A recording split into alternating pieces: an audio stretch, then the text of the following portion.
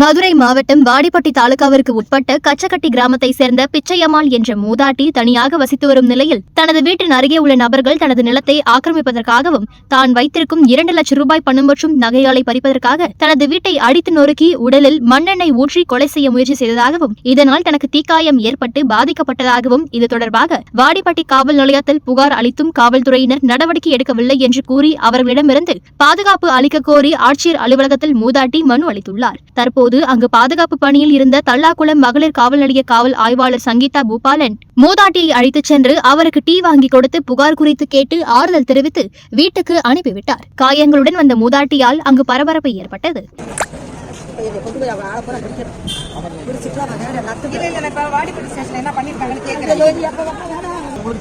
ஏற்பாடு பண்றாங்க. சரியா?